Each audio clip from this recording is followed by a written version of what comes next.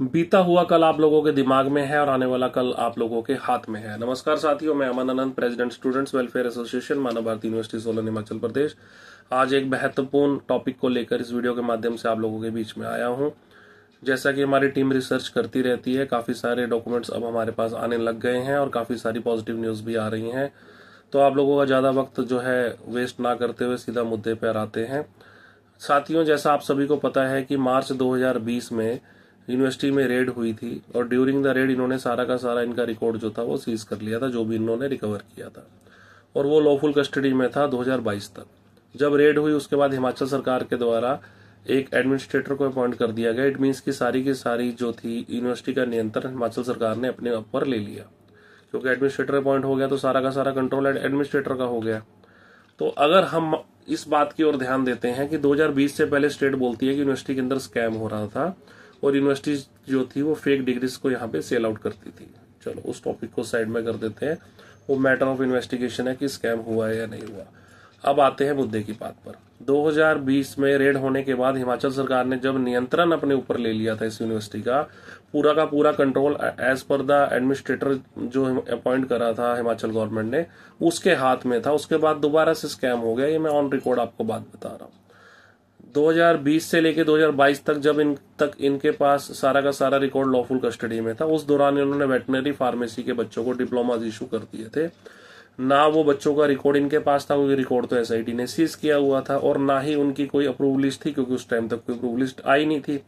इसकी मैंने multiple complaints डाली थी। हमारी टीम ने इसके ऊपर वर्कआउट किया कि जो जेन्युइन बच्चे हैं, जिनका 5 पैरामीटर्स पे जो लोग फॉलो कर रहे हैं हर जगह, जिनका नाम है, उनको आपने ग्रीन शीट और डिस्क्लोजर लिस्ट वाली बात में फॉर्मूले में उसको कंफ्यूज कर रखा है। बट ये जो एक और स्कैम हो गया under the supervision of administrator, जो अपॉइंट किया गया था हिमाचल सरकार के द्वारा, और हिमाचल सरकार का नियंत्रण था पूरा यूनिवर्सिटी के ऊपर। तो उसमें प्रीलिमिनरी इन्वेस्टिगेशन होने के बाद इस पे अब मुकदमा दर्ज कर लिया गया है। FIR number 114 PS Dharampur dated 3/8/2024 ये दर्ज कर लिया गया है अंडर सेक्शन 420, 465, 467, 468, 471। अब मैं बताता हूं साथियों, स्टूडेंट्स का कहीं पर भी शुरू से लेकर अभी तक कोई भी फॉल्ट कहीं पर भी नजर नहीं आया। जो पहली एफआईआर रजिस्टर्ड हुई जिसको ममता जी ने करवाया था, उनका भी कोई फॉल्ट नहीं था। उनको ये बोलकर एडमिशन दी गई, करनाल में दयाल सिंह कॉलोनी में एक इंस्टीट्यूट था, उनको ये बोलकर एडमिशन दी गई कि जो सोलन में हमारी यूनिवर्सिटी है वो अंडर कंस्ट्रक्शन है और हम लोग क्लासेस वगैरह यहाँ कंडक्ट करवा रहे हैं। ठीक है, तो जो भी फेक काम किया गया या नहीं किया गया वो करनाल में किया गया। सोलन में ये काम हुआ या नहीं हुआ वो मैटर ऑफ इन्वेस्टिगेशन है। ठीक है, उसके बाद स्टूडेंट्स ने, चाहे वो कोई भी स्टूडेंट था जिन्होंने करनाल में एडमिशन ले लिया, जिन्होंने यहाँ पे एडमिशन ले लिया, उनका रिकॉर्ड मेंटेन करने की रिस्पॉन्सिबिलिटी यूनिवर्सिटी की होती है, एकेडमिक एडमिनिस्ट्रेशन की होती है, आगे फॉरवर्ड करने की रिस्पॉन्सिबिलिटी भी उनकी होती है। अगर उन्होंने अपनी रिस्पॉन्सिबिलिटीज को फुलफिल नहीं करा तो उसकी जो भी उसका खामियाजा है वो स्टूडेंट्स को फेस आउट करना पड़ रहा है। इन्होंने 6 पैरामीटर्स बना दिए। सबसे मेन पैरामीटर ये है कि ग्रीन शीट और डिस्क्लोजर लिस्ट में आपका नाम होना चाहिए। यूनिवर्सिटी ने बार बार ये लिख के दे दिया कि ग्रीन शीट को मेंटेन करना और डिस्क्लोजर लिस्ट को फॉरवर्ड करना हमारी रिस्पॉन्सिबिलिटी है। और सबसे मेन बात, ग्रीन शीट और डिस्क्लोजर लिस्ट है क्या? ग्रीन शीट में होता है स्टूडेंट का एनरोलमेंट रिकॉर्ड होता है कि बच्चे ने एडमिशन लिया, ये इसका रोल नंबर है, इसका एडमिशन नंबर है, और सेम ही वो फॉर्मेट जो है as a disclosure list forward हो जाता है रेगुलेटरी कमीशन को। अगर किसी कारणवश वो नहीं भेज पाए तो रेगुलेटरी कमीशन ने क्यों नहीं उसको वेरीफाई किया, मैं कई वीडियोस में आप लोगों को बोल चुका हूं। अब आते हैं स्कैम के ऊपर। देखिए, ये स्कैम हो गया। लॉफुल कस्टडी में रिकॉर्ड था, तब भी डिप्लोमास जो थे वेटनरी फार्मेसी के और अटेंडेंस सर्टिफिकेट्स वगैरह इशू हुए, जिसमें हमने एफआईआर रजिस्टर्ड करवाई है। उसके एफआईआर रजिस्टर्ड होने से पहले जो प्रीलिमिनरी इन्वेस्टिगेशन हुई उसमें डिप्टी रजिस्ट्रार महोदय द्वारा पूरी कोशिश की गई कल्पिट्स को बचाने की। बार बार उनके द्वारा रिप्लाई सबमिट करे गए कि हमारे पास हाई कोर्ट की डायरेक्शंस थी कि हम इनको डिप्लोमा इशू कर सकते थे। पहला बात, हाई कोर्ट की ऐसी कोई भी डायरेक्ट डायरेक्शन नहीं थी कि जिसमें ये बोला गया था कि इनको आप डिप्लोमा इशू कर दो। उन्होंने ये बोला था कि पैरामेडिक काउंसिल में इनको रजिस्ट्रेशन करने के लिए आप कंसीडर कर सकते हो। वो भी स्टेट को बोला गया था, यूनिवर्सिटी को कोई भी डायरेक्ट उन्होंने डायरेक्शन नहीं दी थी। दूसरी बात, अगर ये हाई कोर्ट की डायरेक्शन होती भी या माननीय सुप्रीम कोर्ट की भी डायरेक्शन होती कि इनको डिप्लोमा इशू कर दो, तो भी ये लोग डिप्लोमा इशू नहीं कर सकते थे, क्योंकि जो इनका इंटायर रिकॉर्ड था वो एसआईटी की लॉफुल कस्टडी में था। अब यहाँ पे 2 प्रॉब्लम्स निकल के आती हैं या 2 रास्ते निकल कर आते हैं कि अब इन्होंने डिप्लोमा इशू कर दिए under the supervision of administrator which is appointed by the government of Himachal Pradesh. It means कि इनके पास रिकॉर्ड अवेलेबल था तो इन्होंने डिप्लोमा इशू करे हैं। इनके पास रिकॉर्ड अवेलेबल था तो इट मीन्स कि एसआईटी ने पूरा रिकॉर्ड सीज ही नहीं किया। जब उन्होंने पूरा रिकॉर्ड सीज ही नहीं किया तो वो कैसे बोल सकते हैं कि आपका नाम इस लिस्ट में नहीं है, उस लिस्ट में नहीं है। दूसरी बात, अगर उनके पास पूरा रिकॉर्ड अवेलेबल था तो ये डिप्लोमा इशू कैसे हो गए? कोई ना कोई रिकॉर्ड तो इनके पास रहा होगा यूनिवर्सिटी वालों के पास जो इन्होंने डिप्लोमा इशू करे, चाहे डायरेक्शन थी या नहीं थी। एडमिनिस्ट्रेटर उस टाइम पे कहाँ थे जो गवर्नमेंट ऑफ हिमाचल प्रदेश ने अपॉइंट कर रखे हैं? तो पहले तो हम मान लेते कि चलो यूनिवर्सिटी स्कैम करती थी, हम लोगों ने एडमिशन लेके गलती कर दी। अब गलती किसकी है? Matter of investigation. हिमाचल सरकार के नियंत्रण में एक और स्कैम हो गया। हिमाचल सरकार ने एडमिनिस्ट्रेटर अपॉइंट करा, उस टाइम पे HES थे, आजकल IAS है। उनके कंट्रोल में ही ये जो था स्कैम हो गया। FIR रजिस्टर्ड है, प्रीलिमिनरी इन्वेस्टिगेशन हो चुकी है।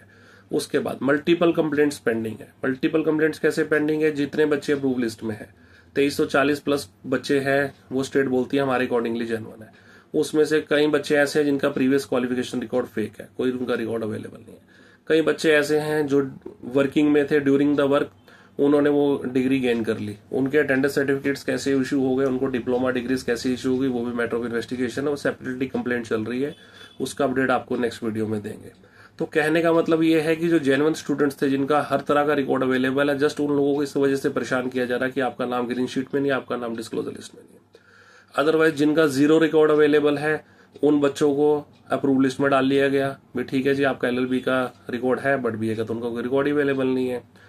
उन जो बच्चे कहीं ना कहीं गवर्नमेंट ऑर्गेनाइजेशंस में वर्किंग है उनको डिप्लोमा डिग्रीज इशू कर दिए गए, उनकी अटेंडेंस कैसे मार्क हो गई है, वहां से वो जॉब भी कर रहे हैं और यहाँ से अटेंडेंस भी मार्क हो रही है उनकी, वो भी मैटर ऑफ इन्वेस्टिगेशन है। सबसे बड़ी बात यह कि जब गवर्नमेंट ऑफ हिमाचल प्रदेश ने अपने ऊपर कंट्रोल ले लिया था पूरी की पूरी यूनिवर्सिटी का, तो ये डिप्लोमास कैसे इशू हो गए, इसमें किस किस की मिली भगत है, कहां से ये स्कैम हुआ है। तो स्कैम पे स्कैम होता रहेगा तो बच्चे थोड़ी ना भुगतेंगे। देखो, हमने बच्चों की आवाज को उठाना है और आगे तक ले जाना है, बट ऐसा अगर स्कैम होता रहेगा तो बच्चे थोड़ी ना सफर करेंगे। बार बार गलती सरकार की, गलती इनकी कमीशंस की, गलती इनकी गवर्निंग बॉडीज की, बच्चे थोड़ी ना भुगतेंगे। बच्चों को रिलैक्स इनको देना ही पड़ेगा। आने वाली 4 सितंबर को डेट है, अब उस डेट की भी सुन लीजिए।